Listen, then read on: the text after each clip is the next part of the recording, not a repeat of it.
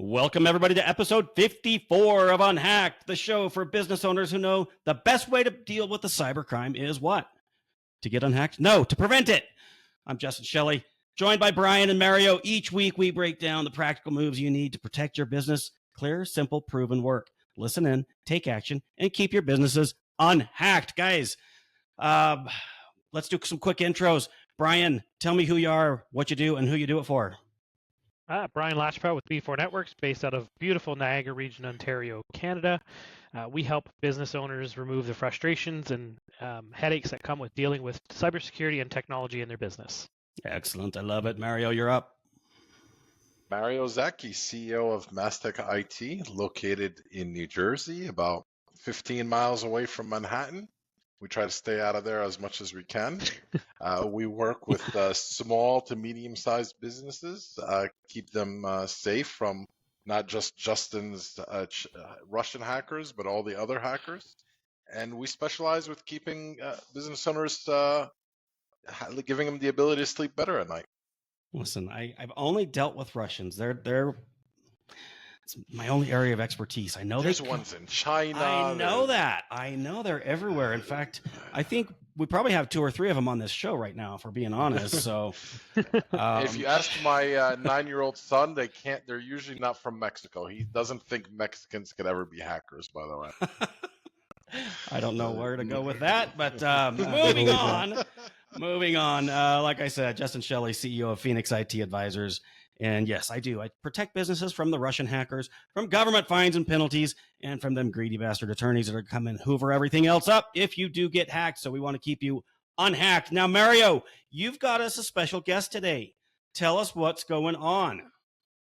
So, Mounir Ibrahim, I've known this guy. He's more than just a friend of mine. I've known him for about 30 years now. He's one of my good brothers that I've known forever. We end up busting each other's chops on like a weekly basis. And when he found out that I had, a podcast, he was actually mad at me that I haven't asked him to join. So hey, I'm like, that makes 2 of us. Me too, by the way. Why have you been holding out? What the hell? I honestly, I don't know. It's like one of those things that just never clicked for me. Like that I thought he would be able to do this, but he was, excited to do it. I'm excited to have him on here. This guy's been all over, been doing so many different things. From, he was a diplomat, working in different countries for a while, but. We'll get to all that stuff now. I want to know more about that. I'll let you guys run this, but I do want to know more about the diplomat stuff. Yeah. Well, thanks for having me on. Mario, I've known him, like he said, for many, many years, and never get into a fantasy football league with him. He will collude his way to the top and make blockbuster trades that are impossible for anybody else. And don't sit down at a poker table with him. Other than that, he's great. Other than that, he's a good guy. Other than that. No, but honestly, it's a pleasure to have you on, Mounir. I'm, when I started when you first told me that would love to, join the podcast, I was like, oh my God, where am I going to start with him? I know you.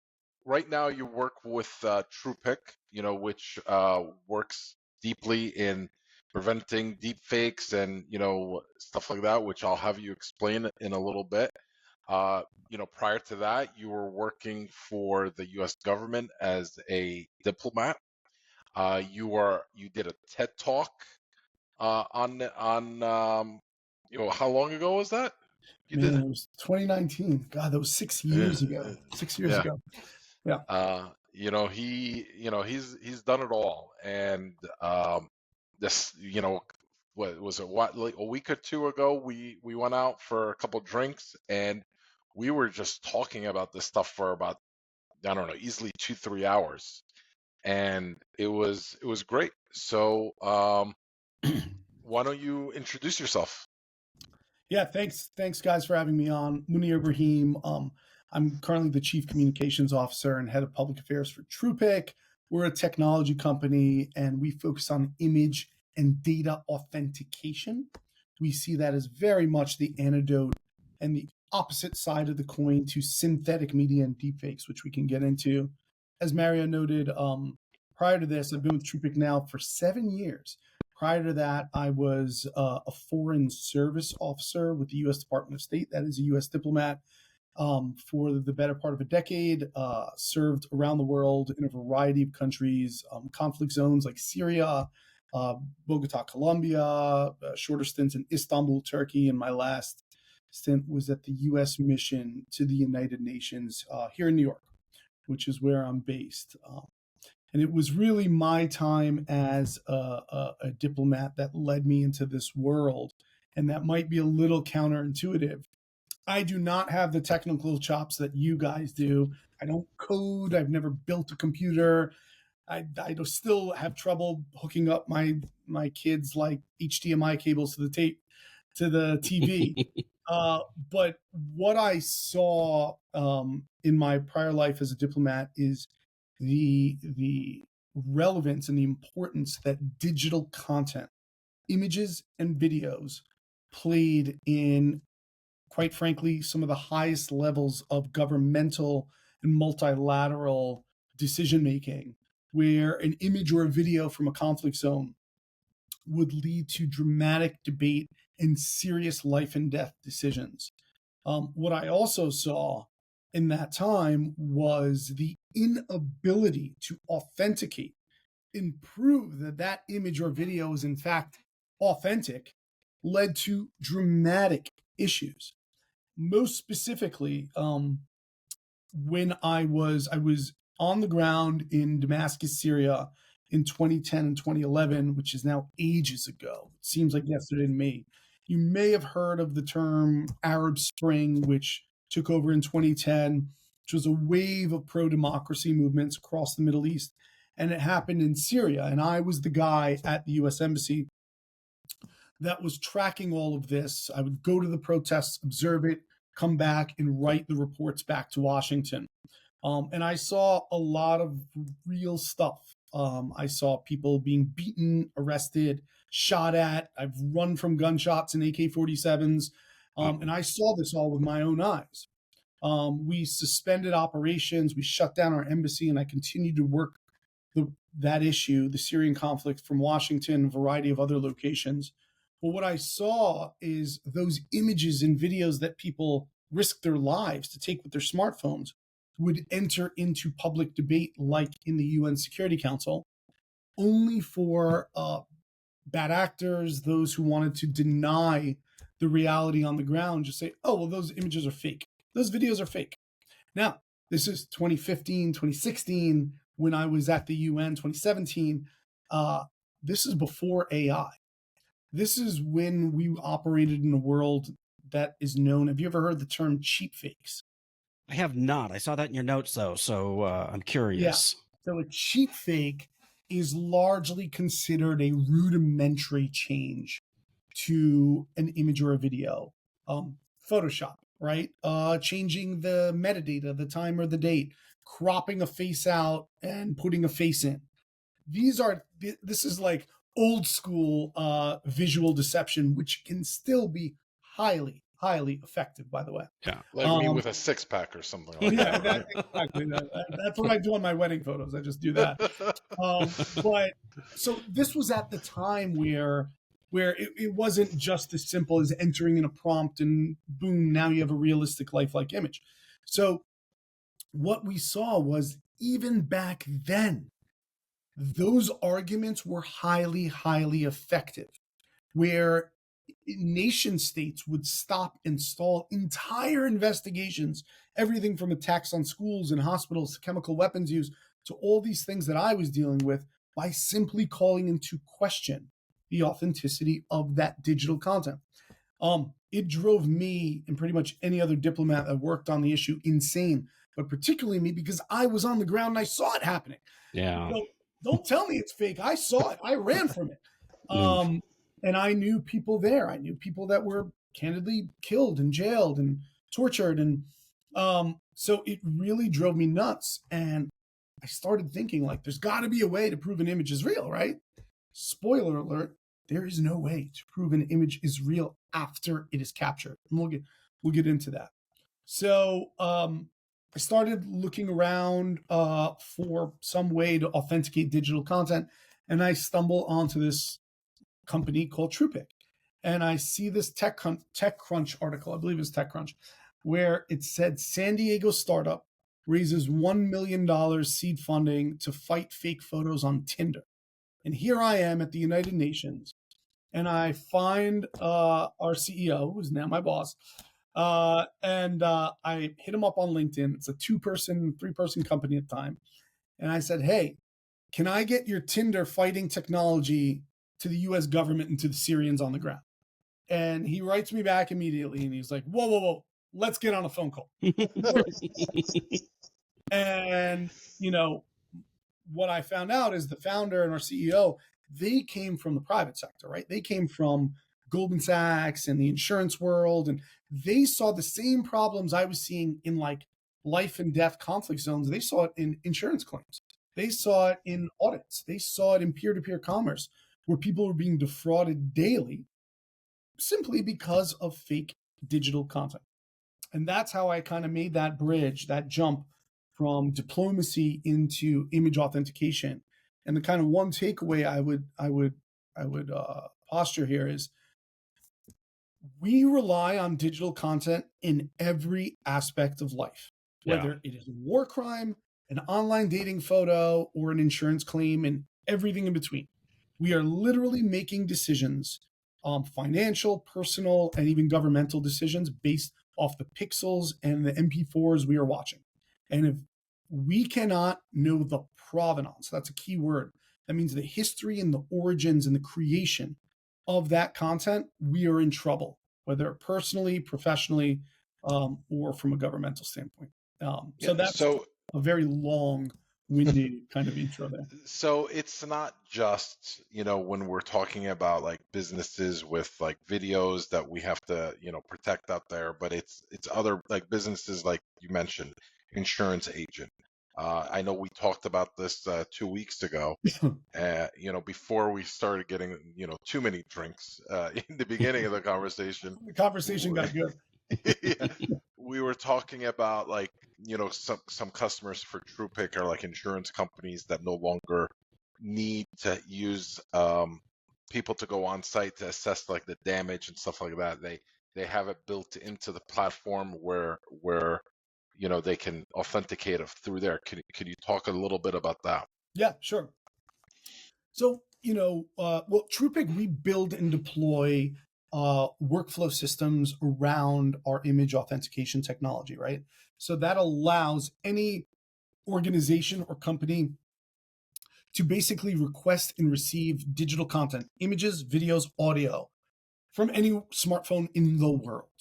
And that content coming back to them goes through our 30 plus fraud prevention and authentication tests to ensure that what is served back to our client, they can have high integrity and high trust that this was the car accident at this date, at this time, at this locations, that those pixels have not changed, and they can make an assessment in real time based on that content.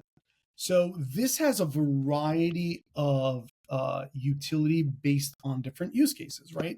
So one of the most basic areas of benefit is almost every business on earth, and I'm sure the three of you know this better than me, is digitally transforming, right? Figuring out a way to do what was once arcane and almost very human-centric in some digital form. The pandemic just accelerated what was already happening, right? Everything from food delivery to insurance claims to whatever it is, shopping. We used to go to a mall. Now we're doing it from our smartphone. So say again? Like my wife. My wife. Amazon boxes. That's another conversation we have. Amazon boxes that are on our doorstep every day. So in digital transformation, there is a very real piece that is fraud prevention, right? You want to make sure that if you're digitally transforming, that you can actually trust the content you're working on. So there are a variety of companies of ours, like companies that are merchant cash advance companies, right? That provide cash advance to businesses around the country, but they need to make sure that business actually exists, right? And normally they would kind of request some documentation and kind of hope and pray because they work in really high velocity, time compressed environments. So they didn't even have the luxury of sending out an inspector to go ensure that exists. We can help them ensure it exists. So if Mario's Pizza Place said, I need a cash advance, they'll say, all right, Mario, we just sent you a link on your phone. That's through TruePic's technology. Open it up, a camera will pop open, take a selfie, take a picture of your signage, go to your point of sale system, do a 30-second video walking around your pizza place. And Okay. at the millisecond, we are authenticating all of the data and the imagery, and it's going right back to the merchant cash advance company where they can see it and have high faith that this actually is Mario. The guy I'm on the phone with just took those pictures. I see them. They're matching up to the application. Boom, you can advance them. So Okay. that's one kind of area. Fraud. That was going to be my question. The technology that you're using to take this video, you can't use existing video and authenticate it. You have to use a special app or a special process during the recording phase to authenticate it. That's exactly right. It's called a controlled capture environment, right? Right. So you can't just upload pre-existing content. Right. It is all on a forward-moving basis. You're going to snap that shutter button. We are going to ensure that the device capturing that image does not have malware on it, does not have geo-spoofing technology, does not have anything on the operating system that would allow the injection of faulty data or information. We're going to ensure that the pixels are captured, that photons are hitting a camera lens, and that you're not, trying to pass off some synthetic data or image. That you are not holding your phone up to a camera screen or another screen and taking a picture of a picture. That's called a rebroadcast. One of the easiest ways to commit photo fraud. Just take a picture of a picture and then pass off your metadata and a variety of other checks to ensure and give that lender faith that, like, okay, this really is coming from the pizza place. Now, so that's fraud prevention. We have a variety of areas that we work on in the fraud prevention area. Now, another major benefit there is efficiency. So we have a variety of partners that used to use a third party to go out to, let's say it's a different use case, an auto warranty use case, where we're heavily used in auto warranty. I don't know if you've ever had a car under warranty and take it to the shop and they say, all right, an inspector's going to come. It'll be about 3 days and we'll turn your car around. So the auto warranty company is going to send an inspector to make sure that, I don't know, your tire or whatever it is, your carburetor really is busted. And that is one, took about 3 days, and two, for every one of those inspections, I'm sure many of your listeners actually do this or use some sort of service. It's about $150 for the person to go out there, come back. What we do is instead of doing that, they can say, okay, auto dealership, we just sent you a link, take a picture, and they can give them a list of based on whatever, whether it's tire and wheel or whatever it is. And in a matter of, some people turn it around in 1 hour. Snap, snap, snap, give the answers to whatever the questions are in the app, and then they can approve that claim. So there's an efficiency there. They're lowering it from 150 to whatever the cost is, which is dramatically lower. And they're shortening the wait time from 3 days to, in some case, hours. So now you're increasing customer satisfaction and you're accelerating and driving efficiency in your own business. So I'd say image authentication as a whole has two major areas: fraud prevention and efficiency. Now, if you were to wrap those two benefits up, it really means something else in my mind. I see that as foundational to how any business will operate in the AI era, because we've established, and please push back if you disagree, almost every business in the world is digitally transforming, and they need to trust that digital content. And without authentication, it's going to be very hard to compete if you're the slower one and the more expensive version of whatever your business is. As much as I love disagreeing with you on, just for the sake of disagreeing with you usually, but, how do we, because not everybody kind of is able to use this technology on like a daily basis, like with us in IT and stuff like that. We don't always need to do that, but we had a guest on a few weeks ago that was saying like there was, using certain technologies that they've worked on, doing like pigments and stuff like that off their face on the camera and stuff like that, they could authenticate that. What about like, and you mentioned like without capturing it or filtered it, essentially, it's hard. You can't do it. You can't authenticate it. Yeah. Is there ways to do anything after the image is taken, or is it that's it? It's taken. Like I know you showed me. I didn't even know this, that you could actually change the metadata right off an iPhone. And a picture that was taken in New Jersey, you can make it look like it came from California in a second. Is there anything after the fact? So no. So this is a good question, right? So when you're it's important to think of like deep fakes and cheap fakes. So let's start with the deep fakes, the AI. There is an entire industry of synthetic media detection. You had a brilliant lady on, I think it was last week or 2 weeks ago, from Intel. She really is top notch, and she thinks about this quite a bit. And I know Intel's worked hard. I think it's Fake Catcher or something like that. There's a variety of other companies, Get Real Labs, Reality Defender, that are all working on this.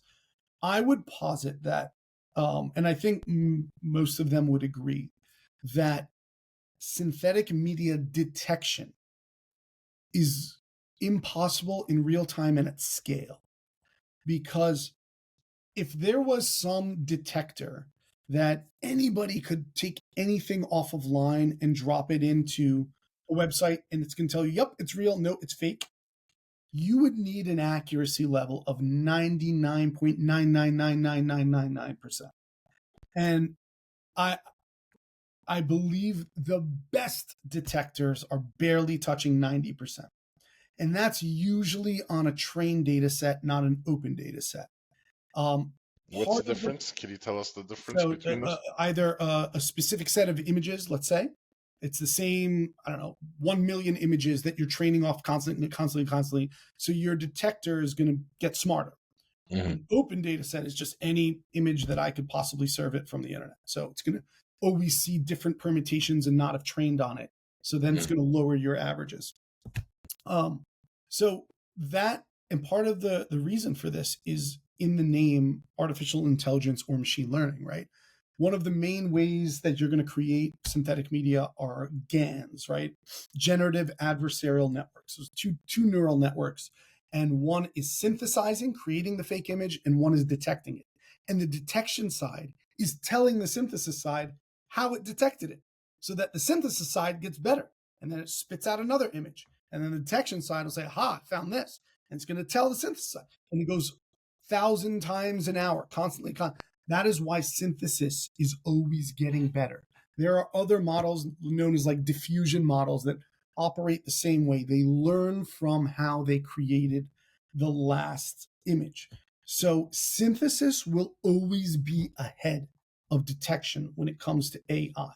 That is why I don't believe you're going to see some detector that anybody can use and deliver high accuracy. Probably the smartest person I know on this is a UC Berkeley professor named Hani Farid. He is really amazing, and I'd encourage you to check out his stuff for anyone who's interested in detection. I do believe detection will be useful in closed environments, like in government, for example, when they have, all of their intelligence and all their information, and a detector is just another data point where they could say, we have a 76% confidence level that this is accurate or that this is AI, but we have all our other information. But if you're buying something online, you're going to date someone, and the website says 76% chance this is a real person or a fake person, what does that mean? So that's why I don't believe detection would work on the AI side. Now, let's even assume there is this amazing detector that is 100% accurate. That's for synthetic media. We still didn't solve the cheap fake problem. What you and I did in the bar, Mario, literally take a picture, change the time and the date and the location, and then pass it off. If you put that in a detector that said, yeah, it's a real image, but I've totally deceived you because the time, date, and location is off, or if I photoshopped it, none of that is AI. So you have two threat vectors in terms of digital deception, really more. You could do using it AI and you could do it using non-AI, and both are highly effective. So at the end of the day, unless you are testing at the moment of capture, the time, the date, the location, the pixels, and the device capturing it all, you can't have any confidence in whatever detection platform you're using, in my opinion.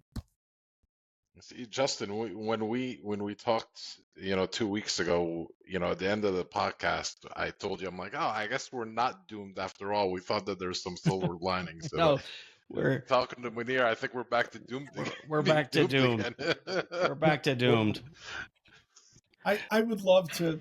I get that question a lot, and man, the AI is moving so fast. Here's my theory on that, though, is that we live in a world, and have for quite some time, by the way. This is not new. This scenario where we can't trust information that we're given is not new.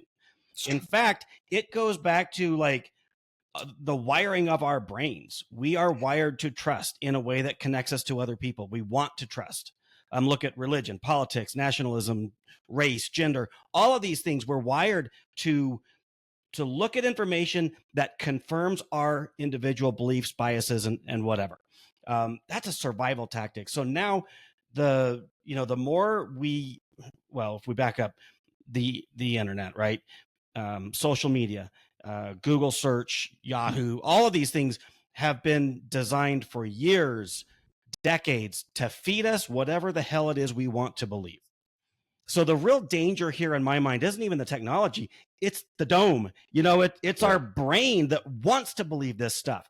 So the battle I think we're fighting is more of a psychological battle than it is a technical battle. We have to retrain our brains to stop believing every goddamn thing we see and read. Discuss. The problem is some of that fake stuff is pretty entertaining. I mean, Mounir yells at me all the time because I enjoy watching TikTok videos. Oh yeah, it is. And some of it, even though in the back of my mind I know it's probably fake, it's pretty entertaining. Just to see, a TikTok of Jesus talking to a 10-year-old kid and stuff like that. I'm like, I know it's not real, but it's pretty entertaining. That's the problem, is that people are so addicted and so they want to be entertained, and I would argue more and more people doing it. It's harmless in entertainment for the most part, right? Because when we know we're just being entertained. But Mounir, where you're talking about business trying to verify for funding, for loans, for warranty, for insurance, and those are just the industries that you work in. But we talk about voter fraud. I'll get a little political here, right? And if you're on one side, you believe this. If you're on the other side, you believe that. And they're absolute fact, depending on which side you're on. There's no room. But what we don't talk about is the way we're manipulated through social media, through Google search, through fake videos, whatever. That, I believe, is where the real fraud takes place. And I don't know. This is a problem. I don't know what the answer is. I'm hearing you say, Mounir, that we absolutely cannot detect truth from fiction where images are concerned, unless they use your app, right? Well, all right. Couple of things. One, I was saying in real time and at scale. Okay. Given time, there is a whole there is a whole industry known as OSINT, Open Source Investigations and Intelligence. There's companies like Bellingcat, and the New York Times has one, the BBC has one, CBS News. They do amazing work. You've probably seen this, but it takes weeks and months where they'll look at a video and they'll say the missile came in from here, and they'll track. So there are ways you can identify if digital content is in fact authentic or manipulated, but I would argue that OSINT is one of the best ways, but that's not real time. That's not scale. You can't base a business off of that or anything. Is it available to the little guy? Yes. Okay. It's open source. So there's most of these tools, there's a whole training behind it. People leverage reverse image search, and then they can cut down videos into frames and then reverse image search. So it's like it's a skill that the little guy could use. But that to me is more beneficial for a lot of these more kind of like geopolitical or social, like, oh my God, did that, I don't know, protest actually happen? And you have weeks to figure that out. Less so on a transaction, a financial transaction or a time compressed insurance claim or something like that. Yeah. To your point, Justin, in terms of probably the real challenge is our own perceptions and our own kind of social view. Yeah, I think I would agree with you there. Like, right, there's certain regions of the world that are less affected by mis and disinformation. Like Scandinavia has some of the lowest rates of that stuff really affecting those populations. They have more media literacy than other parts of the world, and we could get into like curriculum and everything we're taught and how to be media literate and all of that. But I don't think the four of us will figure that all out right now. Go ahead. No, please go ahead, Brian. I was going to ask, are the hardware manufacturers of cameras and phones and different technologies to record, are they developing hardware-based where they can embed, either code or something into the video file that could authenticate it after the fact? Is that being developed? After the TruePic fact? did. No, like as it's being recorded, the hardware itself is embedding something into the video file that could be authenticated after the fact. So I think you're okay. Yes. When you said after the fact, I thought you meant like detection. But you're saying are there hardware manufacturers that are leaving a mark, like a watermark or a fingerprint or something like that? Yeah. Yes. And actually, we worked with Qualcomm Technologies to put the first type of cryptographic hash from a chipset onto digital content, and we've proved that out. So that the future isn't so bleak. it's not. I do believe this idea of digital content provenance, which is, it's not just, like TruePic, we have our own system, but we helped create a standards body known as the C2PA. And I believe your last guest spoke about that. Yes. The Coalition for Content Provenance and Authenticity, where we built an interoperable standard where all of these technologies could write and cryptographically hash and secure the metadata that is associated with digital content at the point of creation, so that it can be read from compliant system to compliant system. That's what TruePic really helped pioneer and build with Microsoft, Adobe, Google, and a variety of others, Qualcomm. So that exists, but there's challenges to that in that I'll ask all of you, have you ever been on LinkedIn in the recent, year and seen an image with a little icon on the upper left-hand corner that has like a pin and it says CR? Oh, you have seen it. I've not noticed it. I think so, but I know they embed, they change the video on as it's being transmitted. Like they modify the video. Well, if you see an image with the upper left-hand corner with a CR, that is called a content credential. That is the mark of the C2PA specification. So today, if you were to go on, and you could try this right after this, go on a chat GPT, create any image, right? Cow jumping over the moon, then put it onto LinkedIn. The minute you post it, LinkedIn is going to have that mark say this is AI generated, and it comes from chat GPT. That is provenance. Now, where we still need to grow to have a fully interoperable, transparent internet is you need adoption of that spec. Much like SSL encryption is an open standard where every website is used to be the lock icon. Now it's like those two things that all three of you know better than I do. That means it's SSL encrypted. Right. You can still go on a website that's not SSL encrypted, and if you want, you can put your credit card information, but most people probably won't do that today. And we envision a world where eventually images and digital content will flow from internet site to internet site because they all have adopted this specification, reading that, oh, this came from ChatGPT, oh, this came from ChatGPT. But it's going to take time for platform after platform to adopt this technology. So let me see if I can kind of summarize. We're going to move to wrap up.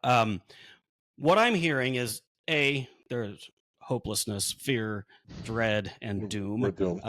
Which I would just say we're living in the wild, wild west in technology, and it happens all the time. We just iterate through new versions of it, right? Right. The answer, the solution, potentially, or at least part of it, is going to be in standards, universal adoption of standards, and some version of government enforcement. Correct? I don't know if government enforcement is necessary on everything. We are seeing a lot of it on like AI labeling, but I would argue AI labeling by itself isn't going to do the trick.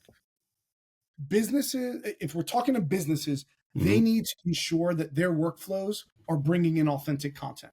They cannot wait for an open standard to become the it might take years for that to happen. Sure, yeah, but it will.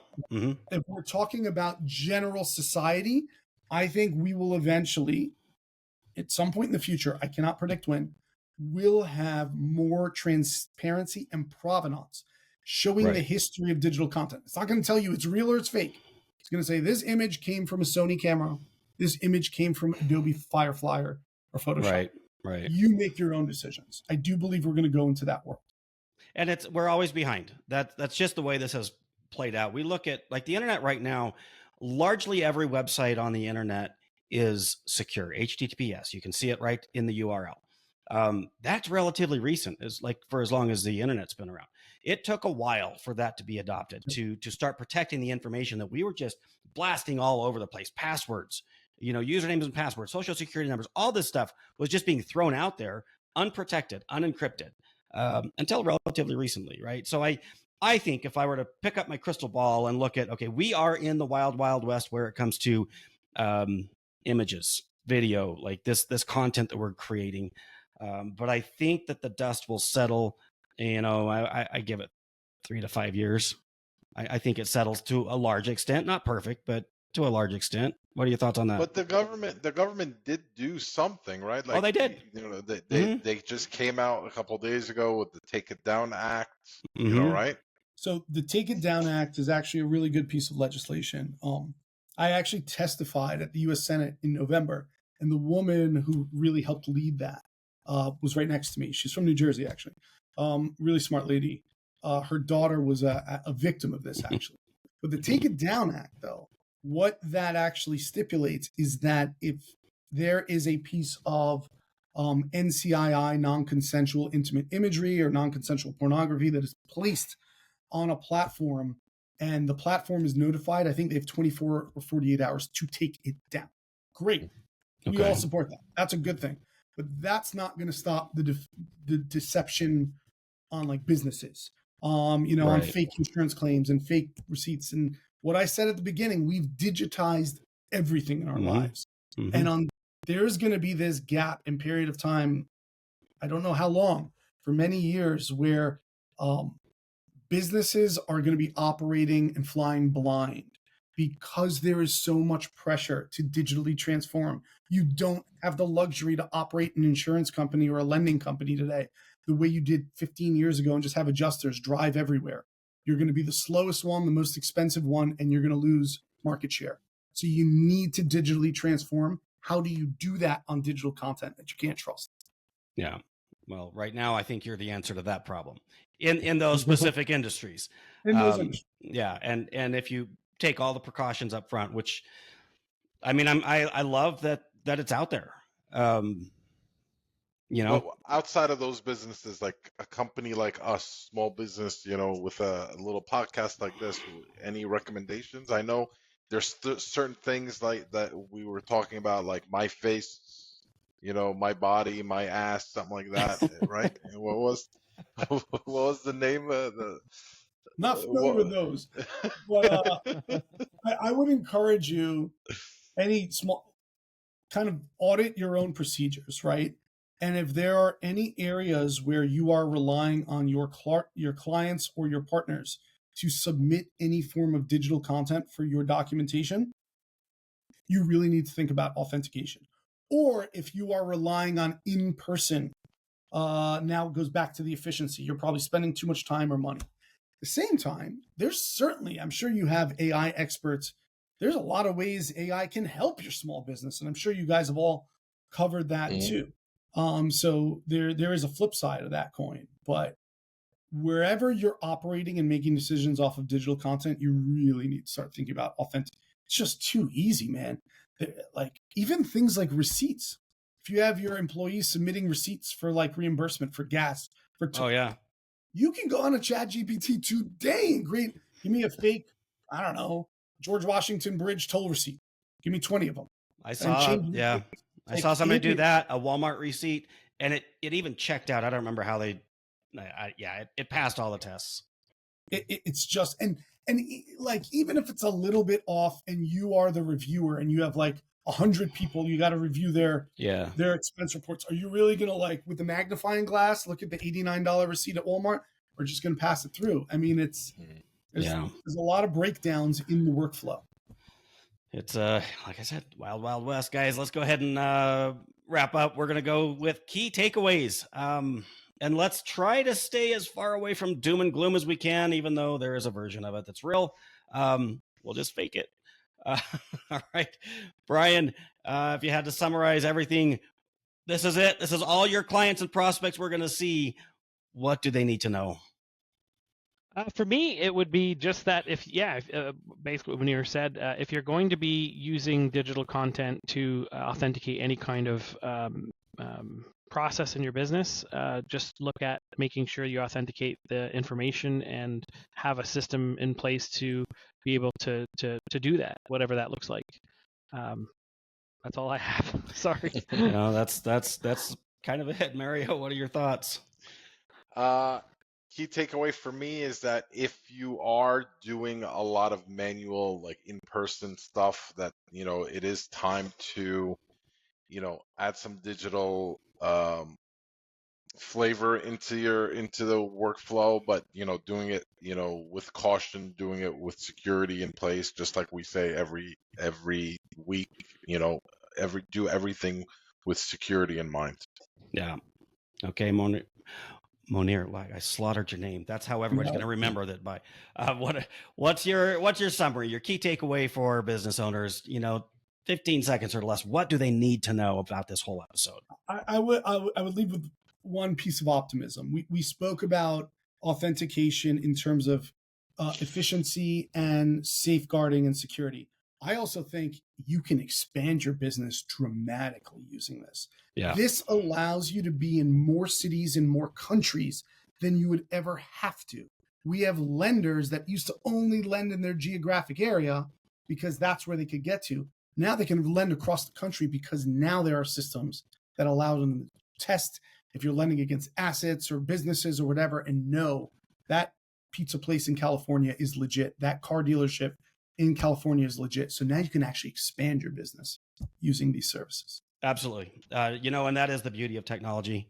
It's this, by the way, guys, this game's never going to change. It's been going on as long as we go back and look at the history of technology. Every time we invent something new, we rush out there and we use it and we get better and we make more money. And then the bad guys come in and they screw it all up for us. And then somebody like Mounir comes in and, protects us, that thing. And then we move on just to the next iteration. We've been doing it forever. We're going to keep doing it. It is the wild, wild west. It always will be. So believe nothing, protect yourself from everything, and use companies like Mounir's. blank on the name. TruePic. TruePic. There we go. Jesus Christ. How's that for a sign off? I slaughter your name pronunciation and then I forget the name of your company, TruePic. But that's okay because we have our website, unhacked.live. Go there, guys, and you can get the real story on who Mounir is, what company he works for, and what he does. Mounir, you'll have a profile up on our website that you will send people to. Wonderful. Thank you. And we've got our social media links and everything else. So, guys, with that, that's it for this weekend of this episode of Unhacked. Let's go ahead and say our goodbyes. Brian. Hey, everybody, start your cybersecurity journey today and improve a little bit every day. Mario. Guys, lock down your shit. Lock it down. Mounir. I don't know how to follow that one. Thank you all for having me. This was fun. Appreciate you being here. I am Justin. Remember, listen in, take action, and keep your businesses unhacked. See you next week. Thanks, Mounir.